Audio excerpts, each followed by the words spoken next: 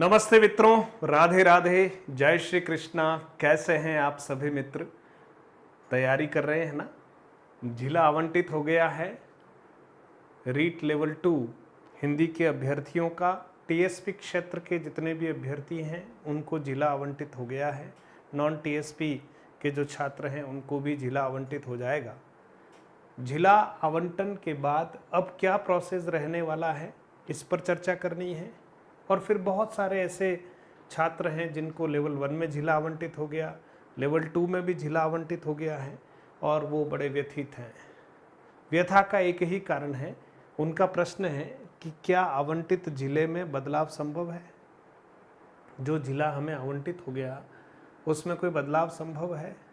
वैसे जिला का जो आवंटन का क्रम है वो आपकी मेरिट के क्रमांक के अनुसार प्रायः होता है, ठीक है। लेकिन ये सरकार के ऊपर निर्भर करता है कि वो राजस्थान में आपको किस जिले में, है ना, आपको पदस्थापित करना चाहती है। ये उसका एक प्रकार से सर्वाधिकार है। अब आपको हो सकता है बहुत सारे मित्रों को अपना गृह जिला मिल गया हो, तो प्रसन्नता का विषय आपका, ठीक है।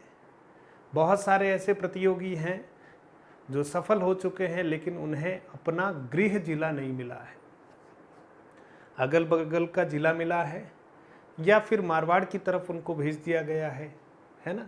किसी को जोधपुर मिला, जैसलमेर मिला, बाड़मेर मिला, झालोर मिला, सिरोही मिला, किसी को डूंगरपुर बांसवाड़ा मिल गया, बूंदी, कोटा, कुछ भी जो भी आपको जिले मिले हैं।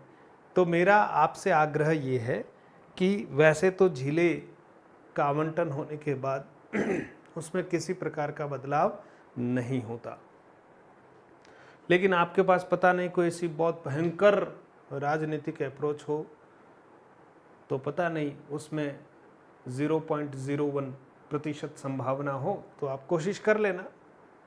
लेकिन मुझे नहीं लगता है कि ये आवंटित जिले अब बदलने वाले हैं, क्योंकि आपके जीवन में अभी खुशियों का समय है, मौसम है, बहार है।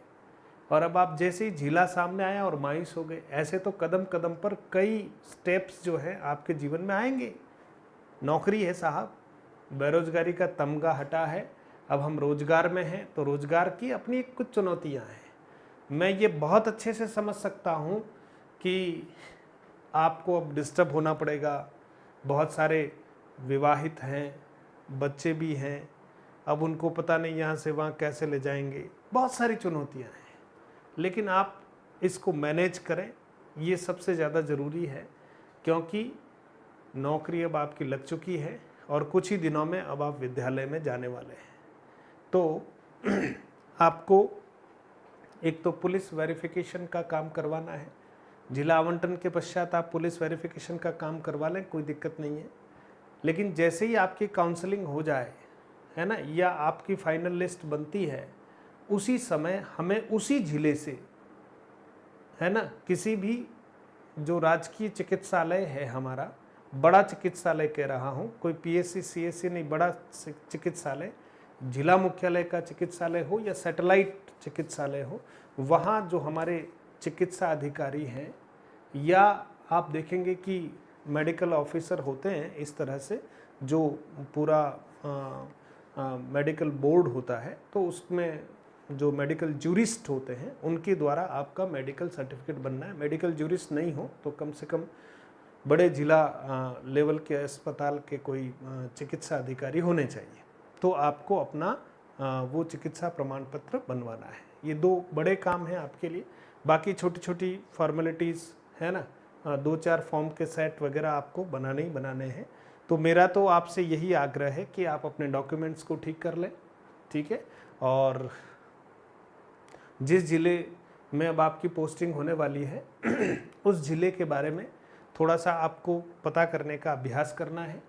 आपकी जैसे ही काउंसलिंग की प्रक्रिया होगी उससे 2-3 दिन पहले आपको उस ज़िले में लेवल 2 के पद कहाँ कहाँ पर खाली हैं, जिला शिक्षा अधिकारी द्वारा एक ऑथेंटिक लिस्ट जो है वो शेयर की जाएगी।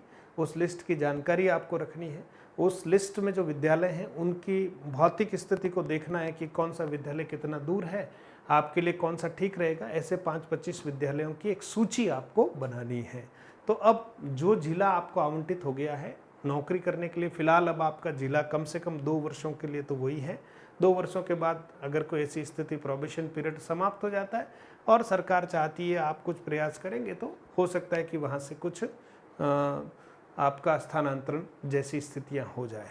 तो जहाँ ज़्यादा दिमाग लगाने से भी काम संभव नहीं होता है, वहाँ ज़्यादा दिमाग न लगाएं और आपको जो आवंटित जिला है उस जिले के बारे में आप सोचते रहें और अपना चिकित्सा प्रमाण पत्र तैयार करवाएंगे। अभी लेवल 2 के जिला आवंटन के पश्चात विस्तृत कार्यक्रम जारी नहीं किया है, लेकिन ये भी जिला परिषद में आपके सारे डॉक्यूमेंट्स आने वाले हैं। वहाँ आपके डॉक्यूमेंट्स को एक बार और चेक किया जाएगा, फिर एक फाइनल लिस्ट जो है वो जारी की जाएगी। फाइनल लिस्ट जारी करने के बाद डीओ एलिमेंट्री जो होता है, संबंधित जिला का जो जिला प्रारंभिक शिक्षा अधिकारी होता है, वे जो हैं रिक्तियों को एक प्रकार से देखकर उनको उनकी लिस्ट जारी करेंगे और आपके काउंसलिंग की व्यवस्था देखेंगे कि आपकी काउंसलिंग किस समय कहाँ से कहाँ क्या करना है, ये सारी जानकारी वही देंगे आपको, है ना। और उस काउंसलिंग प्रक्रिया में आपको भाग लेना है। काउंसलिंग प्रक्रिया में भाग लेने के बाद जिला परिषद की जो एक समिति होती है, आपकी उस सूची को, जो पोस्टिंग फाइनल पोस्टिंग आपकी होने वाली है, उस सूची का अनुमोदन करेगी। फिर संबंधित ब्लॉक के बीडीओ के पास आपकी लिस्ट भी जाएगी, आपके डॉक्यूमेंट्स भी फाइल भी जाएगी और वहाँ से आपका ज्वाइनिंग लेटर जारी होगा। उस ज्वाइनिंग लेटर मतलब वहाँ से एक आदेश निकलेगा आपका ज्वाइनिंग का, और उस आदेश के तहत जो है आपको मुख्य ब्लॉक शिक्षा अधिकारी कार्यालय में जाकर, है ना, एक प्रार्थना पत्र देकर फाइल वहाँ पर आपको देनी है ना। डॉक्यूमेंट्स की एक फ़ाइल आपको, 1-2 फाइल ले जानी साथ में, वो वहाँ आपको देनी है। कम से कम 3 फाइलें आप ले जाएं वहाँ पर, है ना। और वहाँ से आपको एक नियुक्ति पत्र दिया जाएगा और आपको संबंधित विद्यालय में जाना है और ज्वाइन करना है, पीओ ऑफिस में जाना है, और इस तरह से एक पूरी प्रक्रिया आपकी रहने वाली है। तो मेरा आपसे यही आग्रह है कि जिले बदलेंगे नहीं, और बदलें तो आप प्रयास कर लीजिएगा। प्रयास लगभग व्यर्थ जाएगा, इसलिए हमें जो जिला आवंटित हो गया है, हम चयनितों की श्रृंखला में है, ये हमारे लिए बहुत बड़े गौरव का विषय है। तो पग पग पर चुनौतियाँ आएगी और पग पग पर आपकी इच्छाएं, आपको लगेगा बहुत दूर हो गया, ऐसा वैसा, ये सब चलेगा। आप जीवन है, 60 साल तक हम नौकरी करेंगे तो हमारे जीवन में ये सारी चीज़ें आती रहेगी। कभी कुछ चीज़ें अनुकूल होगी, कुछ प्रतिकूल होगी, हमें ही मैनेज करना पड़ेगा। तो सभी हिंदी वाले जो हमारे अभ्यर्थी हैं उनको मैं बधाई देता हूँ, उनके जिले का आवंटन शीघ्र हो गया है और सितंबर अंतिम सप्ताह तक आपको भी पोस्टिंग देने के लिए पूरा प्रयास किया जा रहा है। शेष विस्तृत कार्यक्रम जारी होगा तो आपको सूचना दी जाएगी। बहुत बहुत धन्यवाद मित्रों।